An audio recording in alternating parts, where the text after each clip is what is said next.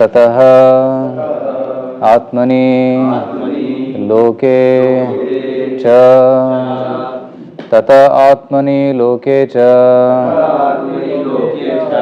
भक्ति युक्तः समाहितः भक्ति युक्तः समाहितः दृष्टासि मां ततः ब्रह्मन् दृष्टासि मां ततः ब्रह्मन्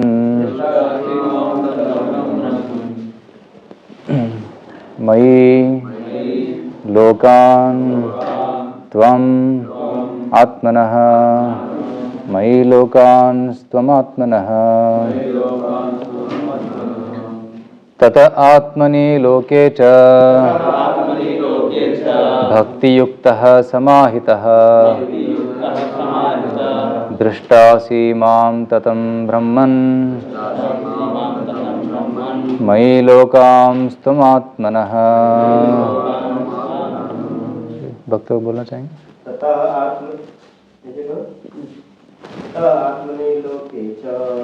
आत्मनि लोके च भक्तियुक्तः समाहितः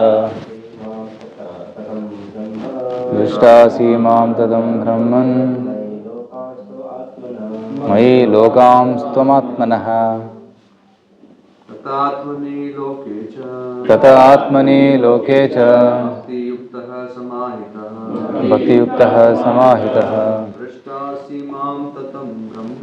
दृष्टासि मां ततं ब्रह्मन् मयि लोकान् त्वमात्मनः तत आत्मनि लोके च भक्तियुक्तः समाहितः दृष्टासि मां ततं ब्रह्मन् मयि लोकान् त्वमात्मनः तत आत्मनि लोके च भक्तियुक्तः समाहितः दृष्टासि मां ततं ब्रह्मन् मयि लोकान् त्वमात्मनः। माता जी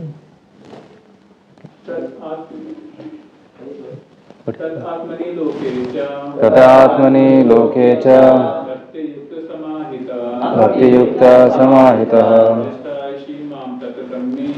दृष्टासि मां ततं ब्रह्मन् मयि लोकान् त्वमात्मनः। हरे कृष्णा। शब्दार्थ ततः तत्पश्चात आत्मनि तुम अपने में लोके ब्रह्मांड में च भी भक्ति युक्तः भक्ति में स्थित समाहितः पूर्णतया निमग्न दृष्टासि तुम देखोगे माम मुझको ततम सर्वत्र व्याप्त ब्रह्मन हे ब्रह्मा मयि मुझ में लोकान सारे ब्रह्मांडों को तुम आत्मनः जीव। अनुवाद और भावार्थ तात्पर्य शिल प्रपाद जी के द्वारा। शिल प्रपाद की जय। हे ब्रह्मा, जब तुम अपने सृजनात्मक कार्यकलाप के दौरान भक्ति में निमग्न रहोगे तो तुम मुझको अपने में तथा ब्रह्मांड भर में देखोगे और तुम देखोगे कि मुझ में स्वयं तुम ब्रह्मांड तथा सारे जीव है। यहाँ श्री भगवान द्वारा यह उदाहरण दिया गया है कि ब्रह्मा दिन के समय उन्हें भगवान श्री कृष्ण के रूप में देखेंगे। वे प्रशंसा करेंगे कि किस तरह वृंदावन में अपने बालपन के समय श्री भगवान ने अपना विस्तार बछड़ों के रूप में कर लिया था, और वे जान सकेंगे कि किस तरह यशोदा माता ने भगवान श्री कृष्ण की बाल लीलाओं के समय उनके मुख के भीतर सारे ब्रह्मांडों और लोगों को देखा था, तथा वे यह भी देख सकेंगे कि ब्रह्मा के दिन में भगवान श्री कृष्ण के प्राकट्य के दौरान कई लाख ब्रह्मा होते हैं। किंतु श्री भगवान के इतने सारे शाश्वत दिव्य रूप जो सर्वत्र प्रकट होते रहते हैं, किसी की समझ में नहीं आ सकते। ये केवल उन शुद्ध भक्तों द्वारा ही समझे जा सकते हैं जो सदैव श्री भगवान की भक्तिमय सेवा में लगे रहते हैं और श्री भगवान में पूरी तरह से लीन रहते हैं। यहाँ पर ब्रह्मा की उच्च योग्यताओं का भी संकेत हुआ है। हरे कृष्णा। ओम ज्ञानतिमिरान्धस्य ज्ञानाञ्जनशलाकया चक्षुरुन्मीलितं येन तस्मै श्रीगुरुवे नमः। श्रीचैतन्यमनोभीष्टं स्थापितं येन भूतले स्वयं रूपा कदा मह्यं ददाति स्वपदान्तिकं। वन्देऽहं श्रीगुरो श्रीयुतापदकमलं श्रीगुरून् वैष्णवांश्च श्रीरूपं साग्रजातं सहगण रघुनाथान्वितं तं सजीवं साद्वैतं सावधूतं परिजनसहितं कृष्णचैतन्यदेवं श्रीराधा कृष्णपादान् सहगण ललिता श्रीविशाखान्वितांश्च। नमो ॐ विष्णुपादाय कृष्णपृष्ठाय भूतले श्रीमते भक्तिवेदांत स्वामिनिति नामिने। नमस्ते सारस्वते देवे गौरवाणी प्रचारिणे निर्विशेष शून्यवादी पाश्चात्यदेशतारिणे। नमो महावदन्याय कृष्ण प्रेम प्रदायते कृष्णाय कृष्ण चैतन्य नामने गौरत्वसे नमः। हे कृष्णा करुणा सिंधो दीनबंधो जगत्पते गोपेश गोपिका कांत राधा कांत नमोस्तुते। तप्त कांचन गौरांगी राधे वृंदावनेश्वरी वृषभानुसुते देवी प्रणमामि हरिप्रिये। वाञ्छाकल्पतरुभ्यश्च कृपा सिन्धुभ्य एव च पतितानां पावनेभ्यो वैष्णवेभ्यो नमो नमः। जय श्री कृष्ण चैतन्य प्रभु नित्यानंद श्री अद्वैत गदाधर श्रीवासादि गौरभक्तवृंद। हरे कृष्णा कृष्णा कृष्णा हरे हरे, हरे राम राम राम हरे हरे। मूकं करोति वाचालं पंगुं लंघयते गिरिं यत्प्रवातमहं वन्दे श्रीगुरुदीनतारणं परमानन्दमाधवं श्रीचैतन्यमीश्वरं। हरे कृष्ण।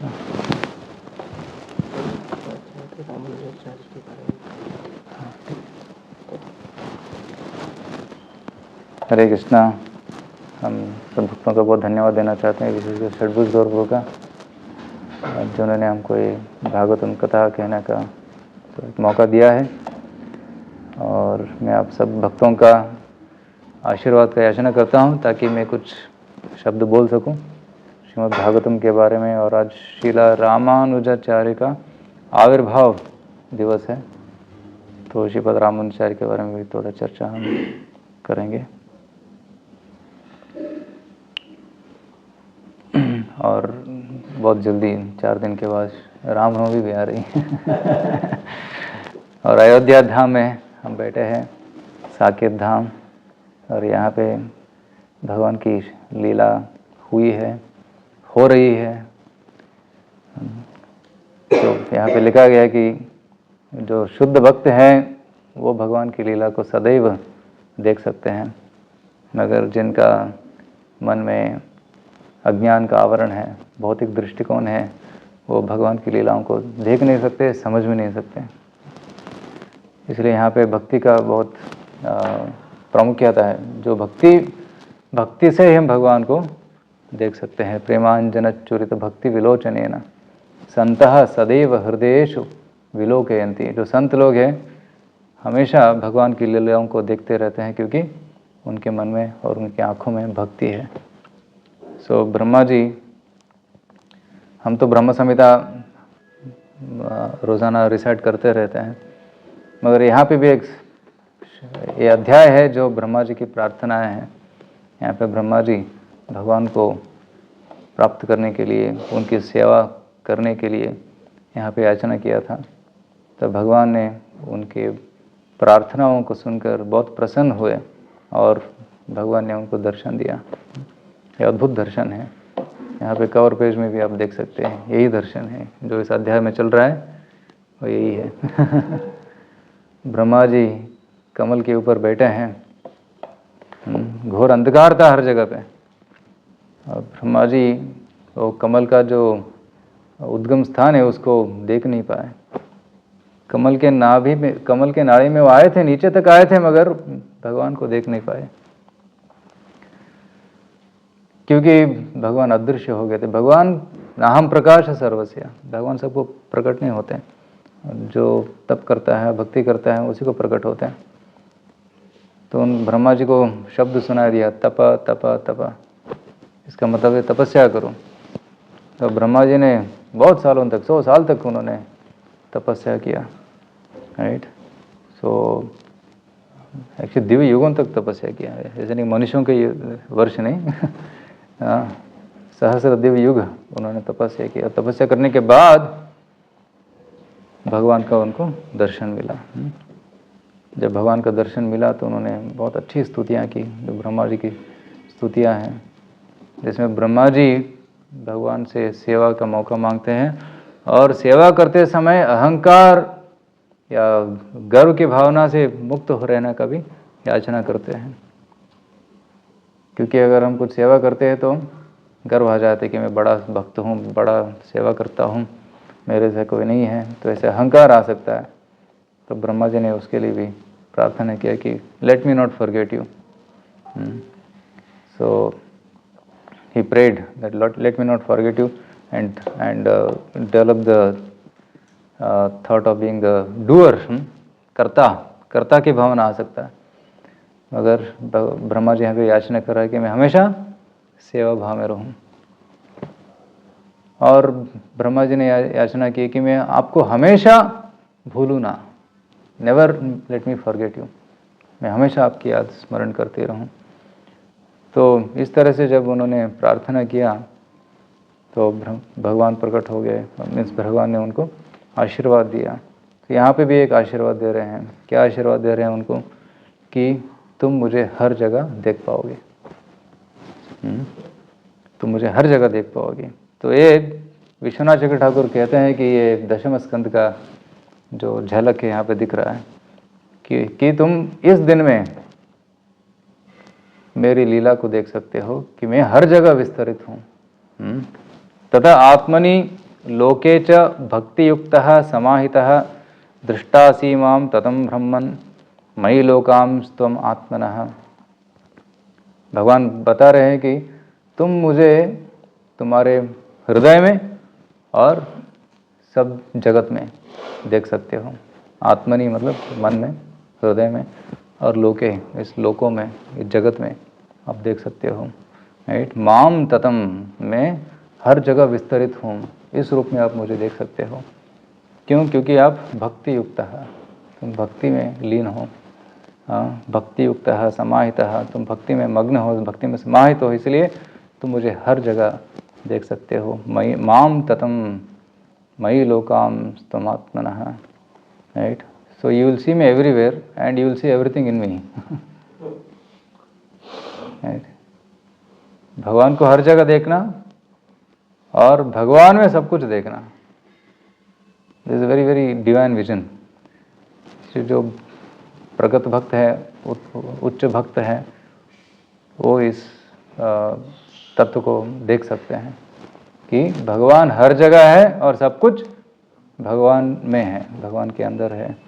मया ततमिदं सर्वं जगदव्यक्त मूर्तिना मत्स्थानि सर्वभूतानि न चाहं तेषु अवस्थितः न च मत्स्थानि भूतानि पश्य मे योगमैश्वरं भूतभृन्न च भूतस्थो ममात्मा भूतभावनः। 9 चैप्टर में भगवान कहते हैं, बहुत इम्पोर्टेंट श्लोका है, 2 श्लोका, मगर इसको रियलाइज़ करना बहुत मुश्किल है। क्योंकि हर जगह हम भगवान को देख नहीं सकते, मगर इस श्लोका में भगवान कहते हैं कि मैं हर जगह व्याप्त हूँ, मैं सर्वव्यापी हूँ, मैं हर जगत में हूँ, लोकों में हूँ और अणु में हूँ, अणु के बीच में भी हूँ, सबके हृदय में भी हूँ, और सब कुछ मेरे अंदर है। ये बहुत दिव्य दृष्टि है। जो इस दृष्टि में रहता है वो, भगवान बोलते हैं कि he is never lost to me and I am never lost to him, right. So Gita में कौन सा श्लोक है जब भगवान कहते हैं कि जो मुझे सब जगह दिखता है, राइट, और मुझ में सब कुछ देखता है, for him I am never lost, right. तो हम कभी भगवान को भूल नहीं सकते उस स्तर पे। So that's why we should develop this vision. तो भगवान को कैसे देखना है इस सृष्टि में, वो जो विजन हमको डेवलप करना चाहिए। पहले इसको साधना के रूप में प्रैक्टिस करना चाहिए, बाद में ये स्वाभाविक हो जाता है, राइट। जैसे हम पत्थर देखते हैं, पेड़ देखते हैं, बंदर देखते हैं, या मिट्टी देखते हैं, सूर्य को देखते हैं, चंद्र को देखते हैं, राइट, हाथी देखते हैं, शेर देखते हैं, ये सब इस भौतिक जगत में है। ये सब कुछ जो है वो भगवान की विभूति की तरह हमको देखना चाहिए। यद्यद विभूति मत्सत्वम श्रीमदूर्जितमेव वा तत्तदेवावगच्छत्वम मम तेजो अंश संभवम। ये जगत में कुछ भी है, सब कुछ है जो है भगवान का विभूति ही है। भगवान बोलते हैं कि सारे ग्रहों में मैं सूर्य हूँ, राइट। नक्षत्राणाम अहम शशि, नक्षत्रों में मैं चंद्र हूँ। हालांकि चंद्र भी एक ग्रह है, मगर उसको कहा गया कि नक्षत्रों में मैं चंद्र हूँ, क्योंकि चंद्र सब नक्षत्रों के पति है, इसलिए नक्षत्राणाम अहम शशि। जब चंद्रमा को देखते हैं तो भगवान को याद करना चाहिए, जब सूर्य को देखते हैं तो भगवान को याद करना चाहिए। और भगवान बोलते हैं कि मैं सूर्य और चंद्र जो है मेरे आँखें हैं, right. So in this way we have to connect. ये नेचुरली नहीं आता हमको, मगर हम थोड़ा मेंटल एक्सरसाइज करके उसको कनेक्ट करना चाहिए। जो भी हम देखते हैं उसको भगवान से कनेक्ट करना चाहिए, तो बाद में स्वाभाविक हो जाता है, राइट। जैसे कि अगर किसी का मोबाइल फ़ोन इधर रह गया तो कोई और आदमी आके देखता है तो ढूंढता है किसका मोबाइल फ़ोन है, फिर ढूंढते जाता है और उसको देता है, ठीक है आपका है।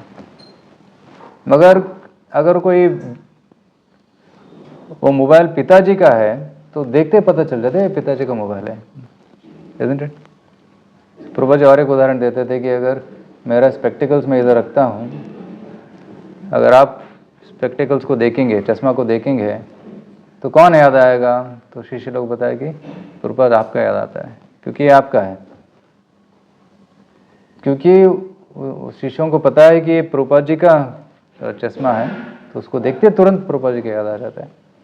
वैसे ही ये दुनिया जो है भगवान का शक्ति है। इस दुनिया में जो कुछ भी हो भगवान का ही है। भूमि रापो अनलो वायु खम मनोबुद्धिरेवच अहंकार इत्य में भिन्ना प्रकृतिर अष्टधा। सब कुछ भगवान के है, सब पंच महाभूत, सब मन बुद्धि अहंकार, सब कुछ भगवान का ही शक्ति है। और जो कुछ भी हम इस दुनिया में देखते हैं, इन 8 पदार्थों का असेंबली है, assembly of all this 8 elements, that's all. तो जो कुछ भी हम देखेंगे इस दुनिया में, उसको देखने के बाद भगवान का स्मरण होना चाहिए। ये शुद्ध भक्तों को ये होता है।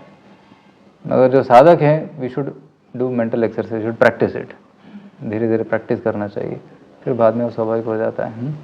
स्थावर जंगम देखी ना देखी तारा मूर्ति, सर्वत्र होए तारा इष्ट देव स्फूर्ति।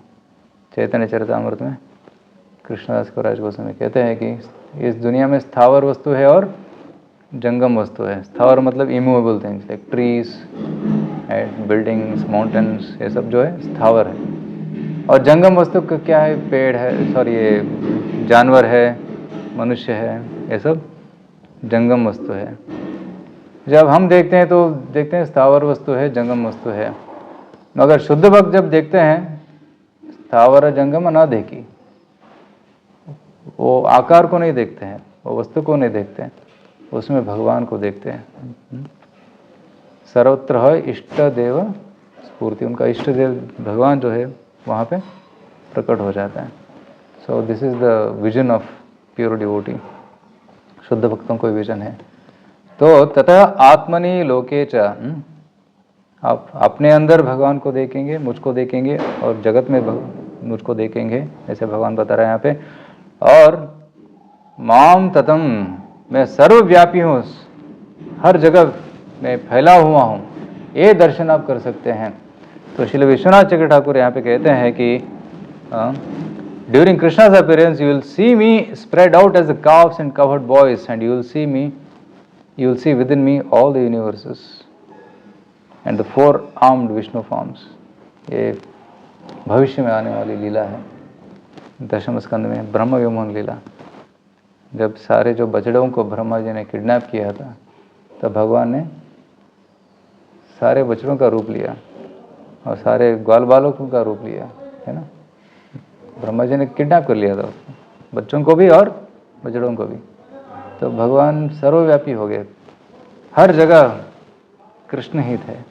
सारे जो बच्चे थे वो सब कृष्ण ही थे, हर घर में कृष्ण थे, हर गौशाला में कृष्ण ही थे। एक साल के लिए, पूरा एक साल के लिए ये लीला चल रहा था। तो ब्रह्मा जी को बता रहे भगवान कि तुमको ये दर्शन मिलेगा।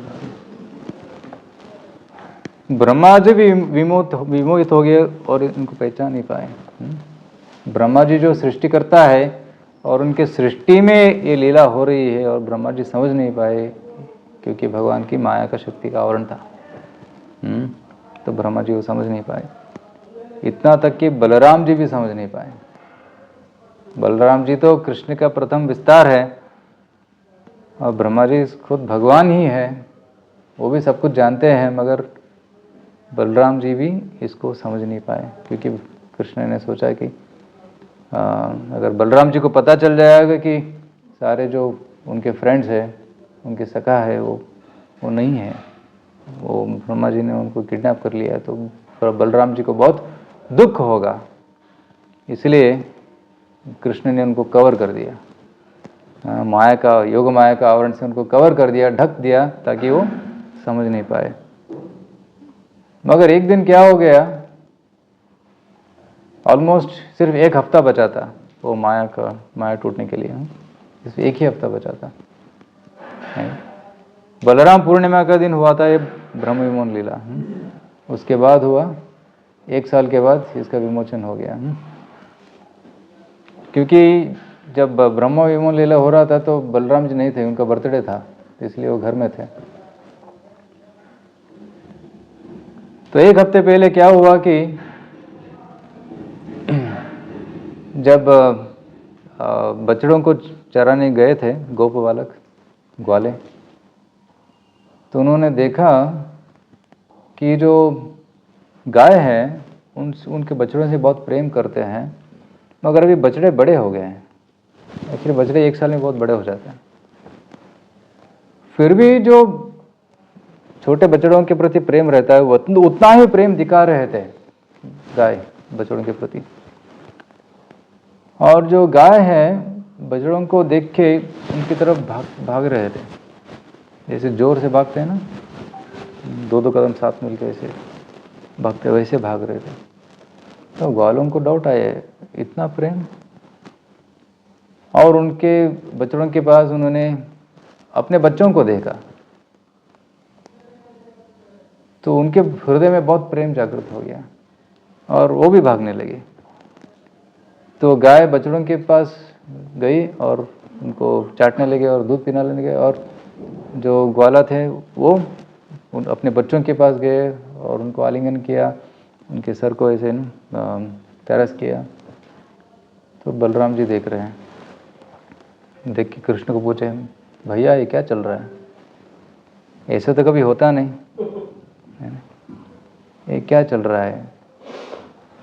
तो भगवान ने बोला कि ये मेरी माया है।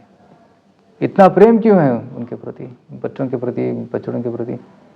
भैया आप सच बताओ, ये सब मैं ही हूँ हर जगह मैं ही हूँ। तुम्हें समझ क्यों, मुझे समझ में क्यों नहीं आया। कृष्ण ने बताया कि मैंने ढक दिया था आपको योग माया की शक्ति से, आप समझ नहीं पाए। और इतना सब कुछ हो रहा है वृंदावन में, मुझे पता भी नहीं है। चिंता मत करो, सिर्फ एक हफ्ता बचा है, उसके बाद ये सब टूट जाएगा। बट मेरे सखा कहाँ है। ब्रह्मा जी ने किडनैप किया। हाँ किडनैप किया, चिंता मत करो, एक हफ्ते में सब आ जाएंगे, थोड़ा एक हफ्ता टॉलरेट करो किसी को बताना मत। तो फिर एक हफ्ते के बाद, जब एक साल के बाद ब्रह्मा जी आए, एक वहाँ का एक क्षण जो है यहाँ पे 1 साल होता है। तो जब ब्रह्मा जी आए, देखते हैं कि इधर भी है उधर भी है, हर जगह भगवान है, तो ब्रह्मा जी को चक्कर आने लगा। चक्कर आया तो 4 सर नीचे गिर गए ना, भगवान के चरण पे नमस्कार किया, आंखों में आंसू आने लगे। उनको समझ गया कि मैंने कुछ बड़ा गलती किया है। जब उन्होंने प्रणाम किया और सर उठाया, तब उनको असली वृंदावन का दर्शन हुआ। यत्र नैसर्ग दुर्वैराः सहासन्द्र मृगादयः मित्राणि वा जितावासा द्रुतरुत्तर्षकादिकम। ब्रह्मा जी कहते हैं कि मुझे असली वृंदावन का दर्शन हुआ, जहाँ पे कोई द्वेष भावना नहीं है, जहाँ पे शेर और गाय और हिरण वो स्वाभाविक रूप से वैरी है, वो मित्र की तरह रहते हैं। वहाँ पे सारे जो पेड़ है वो कल्पवृक्ष है। ऐसा दर्शन उनको प्राप्त हुआ। पहले जब ब्रह्मा जी ने वृंदावन को देखा तो वृंदावन को देख नहीं पाए। वृंदावन में आए थे, बच्चों को देख रहे थे, बछड़ों को देख रहे थे, वृक्षों को देख रहे थे, मगर उनको वो सिर्फ आवरण देख रहे थे। They are seeing the covering of over Vrindavan, they are not actually seeing Vrindavan. तो जब अभी क्या है, धाम भी अलग अलग तरह के धाम होते हैं। तो जब भगवान आते हैं, लीला करते हैं, तो भगवान का निज धाम दिखता है, वो गोलोक वृंदावन या भौम वृंदावन बोलते हैं। मगर जब भगवान चले जाते हैं तो वो लीला स्थल ये सब लुप्त हो जाता है और सिर्फ कुछ कुछ दिखते हैं, स्मारक दिखते हैं। उसको बोलते हैं दृश्यमान वृंदावन। जो अभी हम देखते हैं वो है दृश्यमान वृंदावन। मगर जो शुद्ध भक्त हैं, जब दृश्यमान वृंदावन में जाते हैं, धाम में जाते हैं, तो उनकी भक्ति के प्रभाव से वो एक्चुअली असली वृंदावन में एंटर कर सकते हैं। उस माया का जो कर्टन है, जैसे भी कर्टन बंद है तो हम भगवान को देख नहीं सकते, और जब पुजारी कर्टन खोलेंगे तो हम भगवान को देख सकते हैं। राइट। अगर कोई मंदिर में आया बैठेगा, मंदिर नहीं है तो भगवान ही नहीं है इधर, तो चले जाएगा। वैसे हम वृंदावन में जाते हैं तो भगवान कहाँ है? तो गाड़ी चल रही है, होटल है, मॉल्स है, राइट, हमको दिखेगा नहीं। मगर जब वो भक्ति भाव से जाएगा, सेवा के भाव से जाएगा, तब भगवान उसका कर्टन खोल देंगे, तब हमको एंट्री मिलेगा। राइट। वैसे अयोध्या धाम है, यहाँ पे भगवान का नित्य लीला चल रहा है। राम जी यहाँ पे अभी भी दरबार दर्शन देते हैं।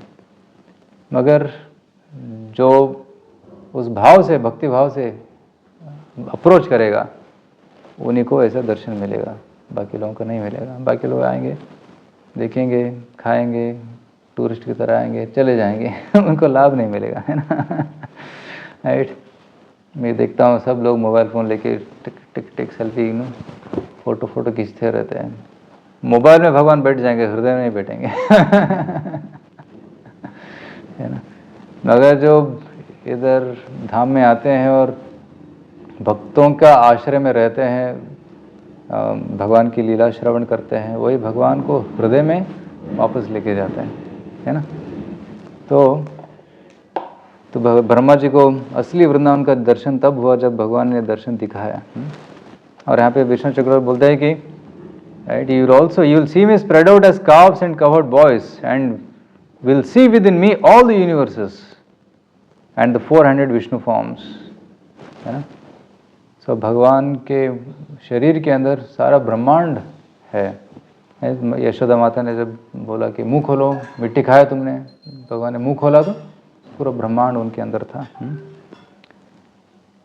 और जब सारे गोप बालक चतुर्भुज विष्णु रूप धारण किए, तो सारे विष्णु रूप कृष्ण के अंदर समा गए। मतलब सारे अवतार भगवान से ही आते हैं, सारे अवतार भगवान में ही हैं। ये भी तत्व ब्रह्मा जी को समझ में आएगा इस कल्प में, है ना। सो ब्रह्मा जी के एक कल्प में भगवान एक बार आते हैं, एक ही बार आते हैं। 1 कल्प is equal to 1000 Divya yugas, isn't it? 1 day of Brahma is called 1 kalpa. सहस्रयुग पर्यंतम अहर्यत ब्रह्मणो विदुः 1000 years is equal to 1 day of Brahma. तो बहुत विरल है भगवान का दर्शन लेना। It's very very rare. He comes only for small time in 1 day of Brahma.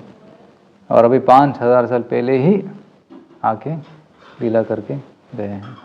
इसे बहुत बहुत निकट है भगवान की टाइम स्केल में, बहुत निकट है। भगवान अभी लीला करके गए हैं। और चैतन्य महाप्रभु तो जस्ट 540 ईयर्स एगो आए थे, right. So very very in one sense very very fortunate. हम बहुत भाग्यवान हैं, सौभाग्यवान हैं कि हमको भगवान की लीला अभी भी देखने को मिलता है। चैतन्य महाप्रभु की लीला अभी भी चल रही है।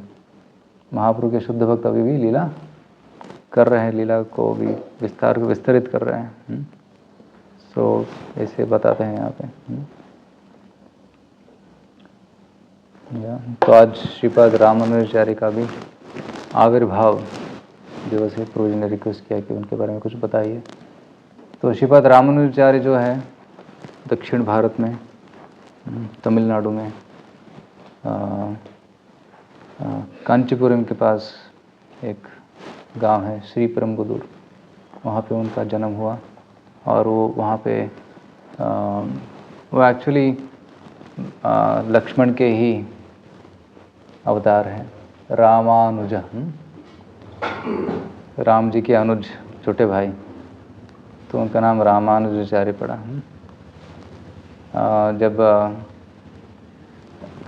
रामानुजाचार्य का अवतार वहाँ पे हुआ था एक्चुअली धर्म प्रचार करने के लिए। जैसे आचार्य आते हैं यहाँ पे धर्म स्थापना करने के लिए, भगवान की भक्ति का प्रचार करने के लिए। सो हम देखते हैं कि दक्षिण भारत में बहुत सारे आचार्य प्रकट हुए हैं। मध्वाचार्य भी वहीं पे प्रकट हुए, श्रीपद रामानुजाचार्य भी वहीं पे प्रकट हुए, और विष्णु स्वामी वहीं पे प्रकट हुए, शंकराचार्य भी वहीं पे प्रकट हुए दक्षिण भारत में। तो ऐसे कहते हैं कि भक्ति देव का जन्म हुआ दक्षिण भारत में, मध्य भारत में उनका जो है पोषण हुआ, और जैसे उत्तर भारत में आते गए कि तो उनका वृद्धाप्य आ गया, क्योंकि बहुत सारे दुष्टों का आक्रमण हुआ था। मगर जब भक्ति देव वृंदावन में गई तो फिर वो क्या बोलते हैं, शेगेन रीगेंड हर यूथ। श्री राधा गोकुलानंद भगवान की जय, श्री गौरनिताई की जय, श्री राम जी भगवान की जय। तो श्रीपाद रामानुजाचार्य उन्होंने संन्यास स्वीकार किया कांचीपुरम में। कांचीपुरम में वो रहते थे, और उनके मन में ऐसे ख्याल आया कि हमको ये भागवत धर्म का प्रचार करना है। हालांकि वो गृहस्थ आश्रम में थे, मगर छल से उन्होंने संन्यास स्वीकार किया। अगर भगवान की सेवा करने में कोई छल भी करना पड़े तो कभी कर सकते हैं। Great people cheat for a great cause, Prabhupada ji लिखते हैं।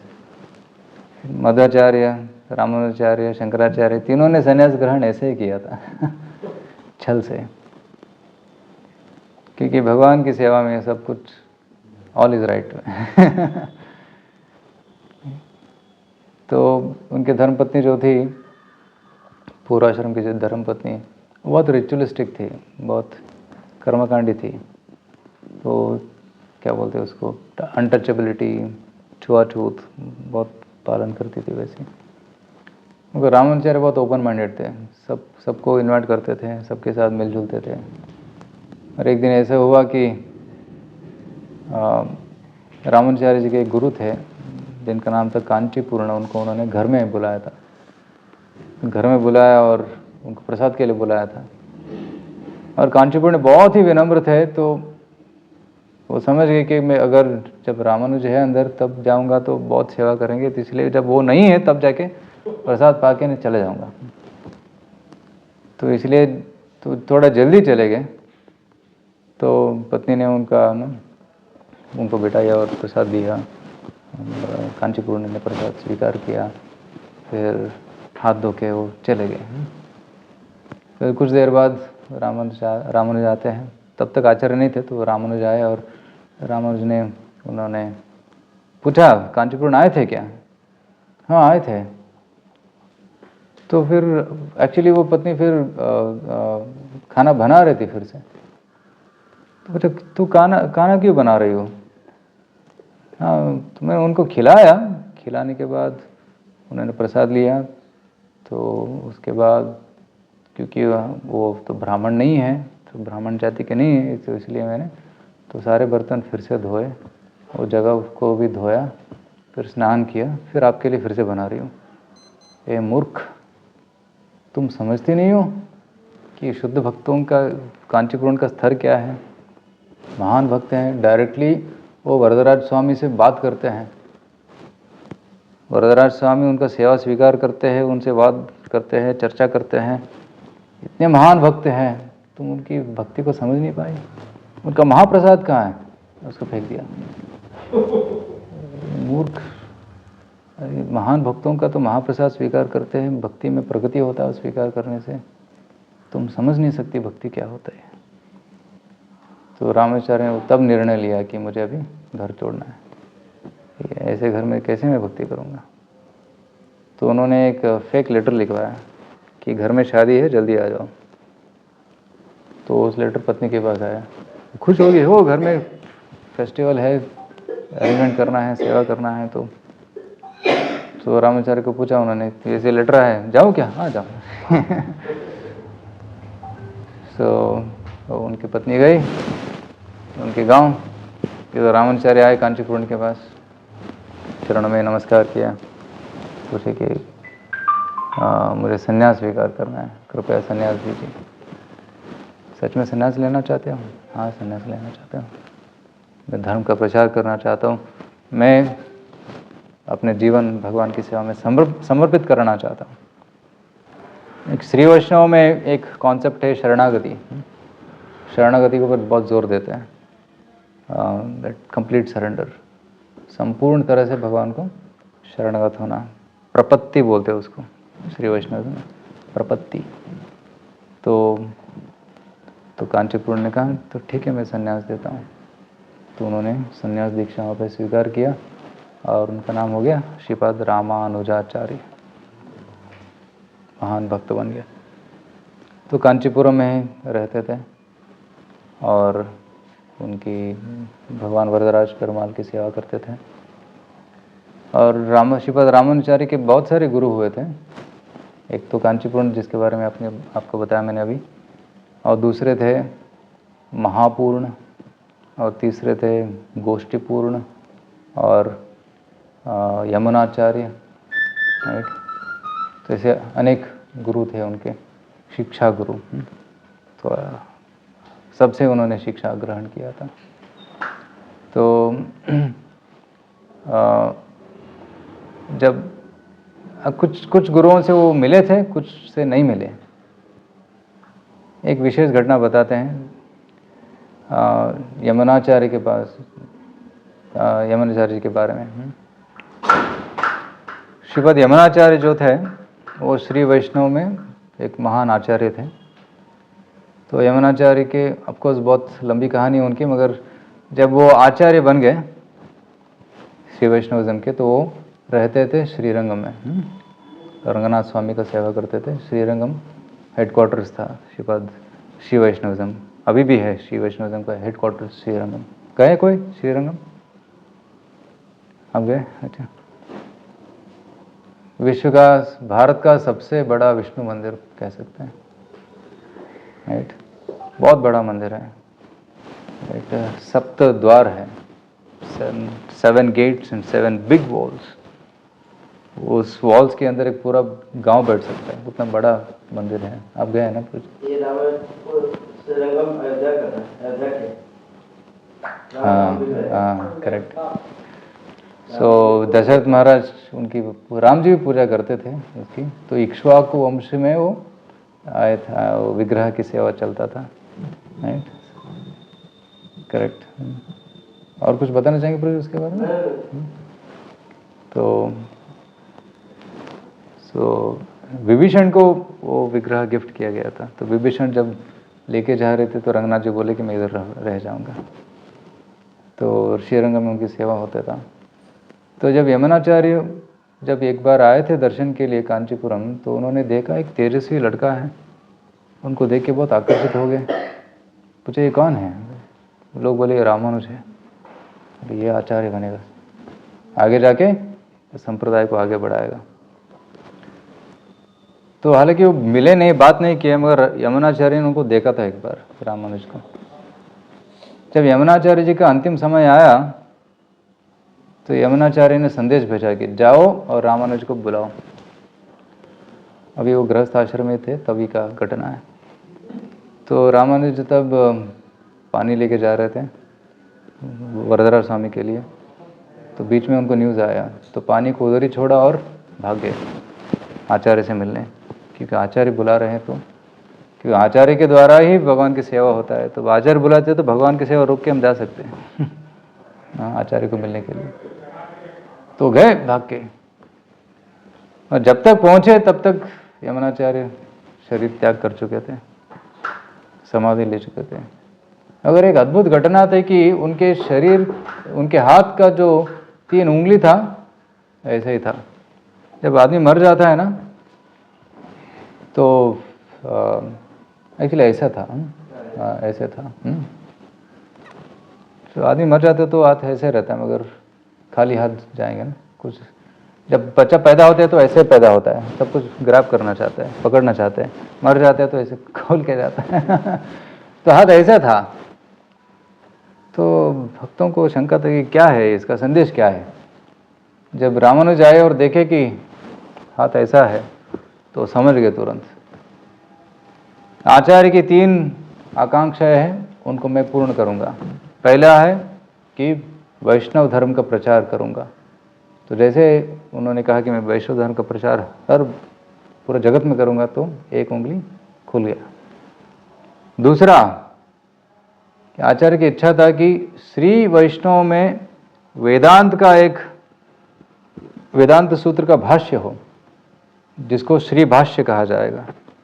तो मैं श्री भाष्य की रचना करूंगा, तो दूसरा उंगली खुल गया। और यमुनाचार्य जी की आकांक्षा है कि इच्छा है कि एक शिष्य का नाम पराशर भट्ट के नाम पे दिया जाए। पराशर जो वेद व्यास के पिताजी हैं, उनके नाम पे उनका नाम एक शिष्य को दिया जाए। तो मैं एक शिष्य को नियुक्त करूंगा जिनका नाम होगा पराशर भट्ट। वो आगे जाके महान आचार्य बनते हैं। तो ऐसे 3 इच्छाओं को रामानुजाचार्य समझे। जो आचार्य के हृदय को समझ सकता है, इच्छाओं को समझ सकता है, वही अगला आचार्य है। हम देखते हैं कुछ संप्रदाय में पिताजी का बेटा गुरु बनेगा, गुरु का बेटा गुरु बनेगा। वो क्या बोलते हैं, उसको बोलते हैं कास्ट गोस्वामी, जाति गोसाई, राइट। किसी और को गुरु बनने नहीं देते हैं, मगर श्रील प्रभुपाद जी ने ऐसे नहीं किया। और अब हमारा जो आचार्य संप्रदाय है, भगवान कृष्ण से लेके ना ब्रह्म मध्य कोटि गुरु शिष्य परंपरा, ये it is not blood relation.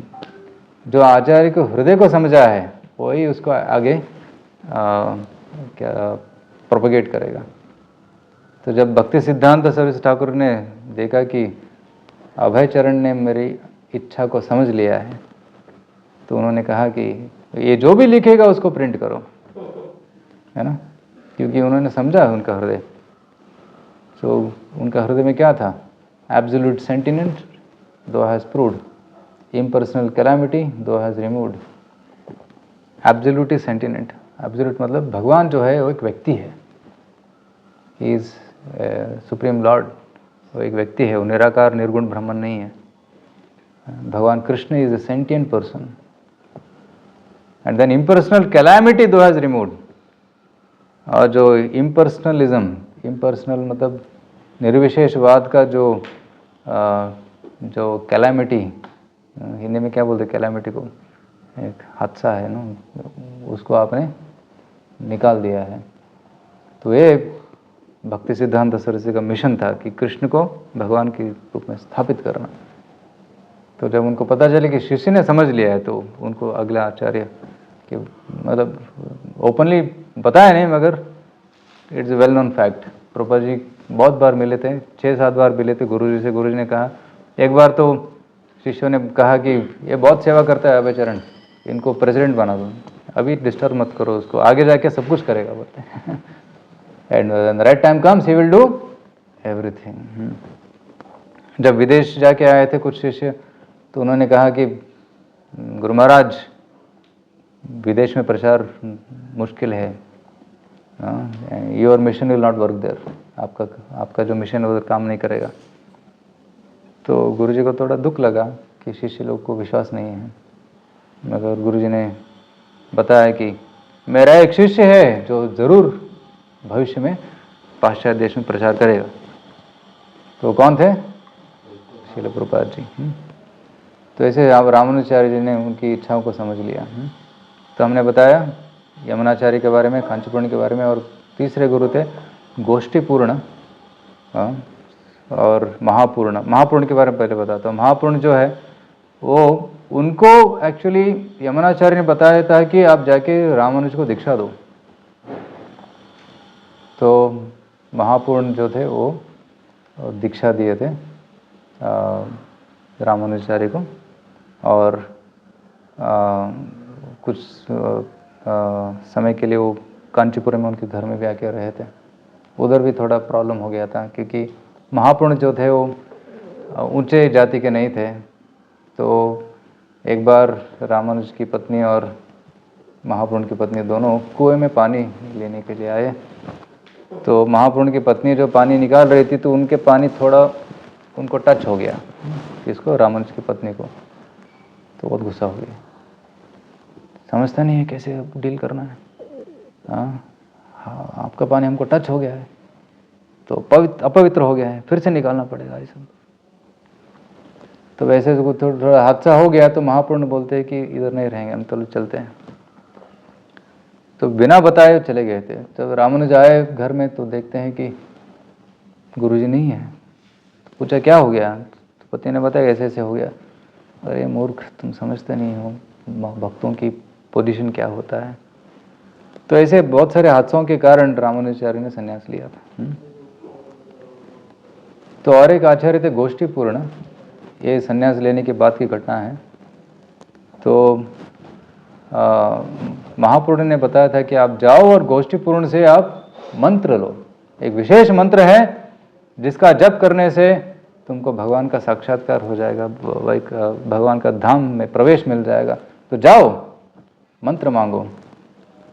तो रामानुजाचार्य ऑलरेडी श्रीरंगम में महान आचार्य बन गए थे, संन्यास लेने के बाद श्रीरंगम में आए थे। वो भी बहुत इंटरेस्टिंग घटना है कैसे वो आए वहाँ पे। मगर श्रीरंगम में जब थे तो वहाँ से तिरुकोष्टियूर, जो तमिलनाडु के दक्षिण भाग में आता है, वहाँ पे गोष्ठीपूर्ण रहते थे।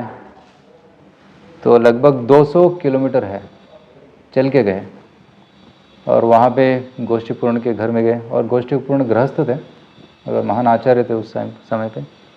वहाँ पे गए और उनके चरण में नमस्कार किया, बताया कि पूछा कि कृपया मंत्र दीजिए।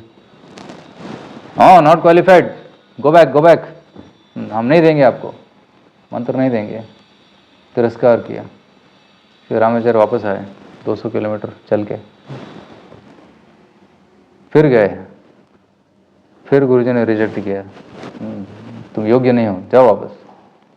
ऐसे 17 बार वापस भेजा। कैलकुलेट कीजिए, 200 + 200, 400 × 17 टाइम्स, उतना चले एक मंत्र लेने के लिए। राइट। तो फिर गए, 18th टाइम ही वेंट। जब फिर गए तो गोष्ठीपूर्ण ने थोड़ा टेस्ट किया और बताया कि ठीक है मैं मंत्र दूंगा, मगर बहुत सीक्रेट मंत्र है, किसी को नहीं बोलने का। ये मंत्र जो जप करता है उसको वैकुंठवास मिलता है, भगवान की प्राप्ति होती है, किसी को मत बताना। अगर तुम बताओगे तो तुम नरक में जाओगे, तो किसी को मत बताना। तो उन्होंने मंत्र दिया, कान में मंत्र बताया और रामाचार्य बहुत खुश हो गए, प्रणाम किया, कृतज्ञता से वापस चले गए। कैसे घर के बाहर आए, वहाँ पे भगवान का एक बहुत सुंदर मंदिर है, 3 स्टोरी मंदिर है वहाँ पे। जैसे यहाँ पे रामलला मंदिर में 2 स्टोरी है, वहाँ पे 3 स्टोरी है। एक जहाँ पे भगवान खड़े हैं, दूसरे भगवान बैठे हैं, तीसरे पे भगवान सो रहे हैं। तो उस मंदिर के ऊपर गए, खड़े हो गए और वहाँ पे सबको बुलाया, गाँव लोग आ जाओ, इधर एक विशेष मंत्र देना है, सब आ जाओ। तो सब गाँव वाले इकट्ठा हो गए। मैं आपको एक बहुत अमूल्य चीज देने वाला हूं, सब ध्यान से सुनो। और जब आप इस मंत्र का जप करेंगे तो आपको भगवान प्राप्त हो जाएंगे, वैकुंठ चले जाएंगे, सारे कर्म नष्ट हो जाएंगे। तो ध्यान से सुनो बोला। तो हजारों हजारों लोग इकट्ठा हो गए और जोर से सबको उन्होंने बताया, मेरे पीछे बताओ, ओम नमो नारायणाय।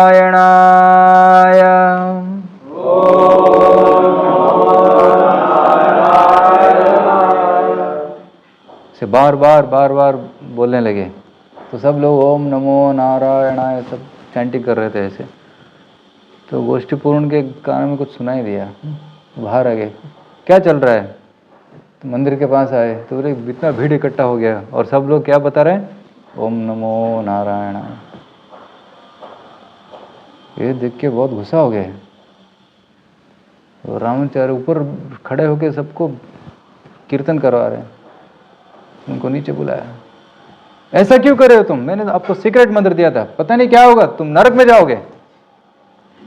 गुरुजी पता है पता है नरक में जाएंगे, क्यों कर रहे हो सब? यानी आपने पहले बताया था कि अगर कोई इसका नाम लेगा, नारायण का नाम लेगा तो वैकुंठ चले जाएगा। अगर इतने सारे लोग, हजारों लोग वैकुंठ चले जाएंगे, एक आदमी नरक चले जाए तो क्या प्रॉब्लम है? हजारों लोग वैकुंठ जा रहे हैं, मैं एक नरक में जाऊंगा तो नो प्रॉब्लम, मैं नरक में जाने के लिए रेडी हूँ। तो गोष्ठी पूर्ण समझ गए, इनका भाव समझ गए कि रामानुचार्य बहुत कंपैशनेट है, इनके हृदय में दया है, पर दुख का दुखी है, दूसरों का दुख वो सहन नहीं कर पाते, इसलिए वो मंत्र सबको बांट दिए हैं। तो गुरुजी ने बोला कि ठीक है, माफ़ कर दिया, तुम प्रचार करो। तो ये भक्तों की भावना होती है। नैवो द्विजय परा दुरत्या वैतरण्या त्वद्वीरे गायन महामृतमग्न चित्तः सोचेततो विमुखचेतस इंद्रियार्थ माया सुखाय ब्रह्महुद्धतो विमूढ़ा। प्रहलाद महाराज की भी भावना ये है।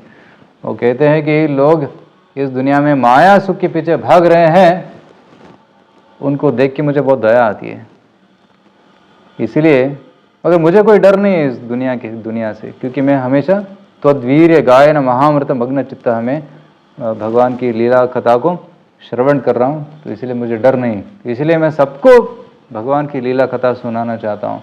ये भगवान, मैं वैकुंठ नहीं आऊँगा, मैं इधर ही रहूँगा और आपकी कथा का प्रचार करूँगा, आपके नाम का प्रचार करूँगा। ये प्रहलाद जी की भावना है। तो इसी भावना में रामानुचार्य भी प्रचार किए थे। तो आपको समय हो गया, बहुत रामानुचार्य लीला बहुत विस्तार में भी कह सकते हैं, मगर रामानुचार्य जी वहाँ पे रहे और आए थे उत्तर भारत में भी प्रचार के लिए, और शायद अयोध्या भी आए थे दर्शन के लिए, और पूरा दुनिया भर में उन्होंने